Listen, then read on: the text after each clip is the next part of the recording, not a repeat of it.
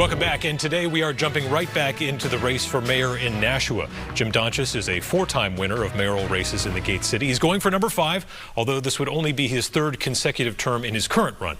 Mayor Donches joins us this morning on Close Up. Thanks for being here, Mayor. Thank you, Adam. Good to be with you. Tell us what you'd like to get accomplished in this 3rd consecutive term. Well, we have an affordable housing issue in the city, and we want to continue to move the city forward by adding to housing for on all levels, affordable housing for families who struggle to pay the rising rents and the high home prices, and also for people who are renting apartments. So that is certainly one big challenge that we want to continue to make progress on. We've put in community power, which is saving people money on their electric bills. Nashua Community Power, every month they're saving money. We want to make sure that that runs smoothly. We've got a big riverfront project coming, a restoration, beautification of the entire Nashua riverfront. Certainly we want to finish the McCarthy School, and the general school improvement program we're doing.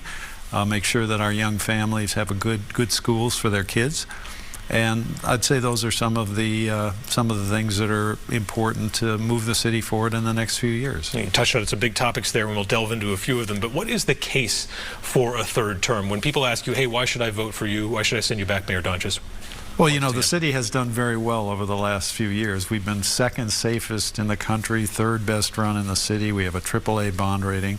And the city has really moved forward. The downtown economy has improved.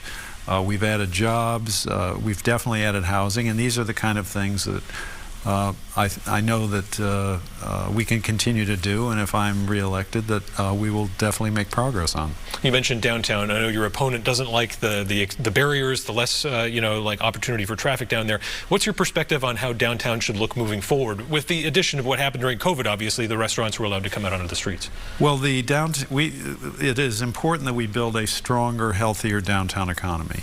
And to do that, we have to do a number of things. Number one, we bring more people to live downtown, close to Main Street, with new housing. It is a very poor census district. So bring people in who will patronize local businesses. The Performing Arts Center has already brought over 20,000 people in just a few months to downtown. But in any downtown restoration in these days, when post-COVID, when there aren't many office workers, banks are really much reduced from what they used to be, restaurants are a critical component. That is what brings 80% of the people downtown, even before the Performing Arts Center. So helping the restaurants, making sure that they thrive, that the people who rely on them, waitresses, hostesses, people who deliver the goods to the restaurants, a whole kind of economic ecosystem exists around those businesses. So I believe that that is the way to benefit the city and benefit the downtown generally. We know Nashua is pro-development on housing, but what about property taxes? Is there a point at which they become too high and prohibitive for young families to stay in the city? Well, in New Hampshire, the system, as you know, is high property taxes. Everything's paid for by the property tax. So this year, the property tax increase is going to be less than 2%, because we had to go through a difficult state-ordered revaluation last year. So we wanted to help our taxpayers with a 2% tax increase, or less than that. And the Board of Aldermen and I put the plan together to make that happen. So we will continue to monitor the tax situation, continue to be tight as we can with the money. Every year there is the balance. There's the need for quality services, schools, police, fire, but also the need for taxes that is as low as possible, and that's the kind of judgment that has to be made every year. You're a big advocate for commuter rail. How much more would that end up costing Nashua taxpayers? Well, the commuter rail is one area where there's a big disagreement between me. Commuter rail would do wonders for the Nashua economy and for New Hampshire in general. We would add jobs, new housing, the whole neighborhood of the city would see a complete renaissance.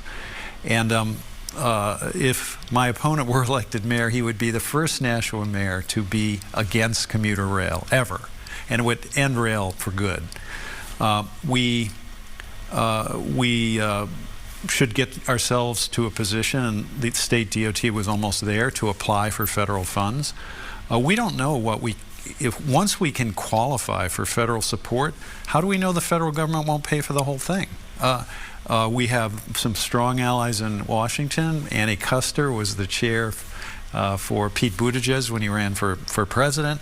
We have friends and allies in Washington. We have Senator Shaheen and Hassan, and so I think what we need to do is get to the point where we apply for federal funds, and then determine what share of the project federal money would pay for.